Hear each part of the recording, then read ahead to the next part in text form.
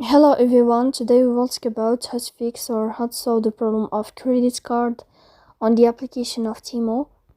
You will click on settings. In this page you can click on apps, default apps app settings.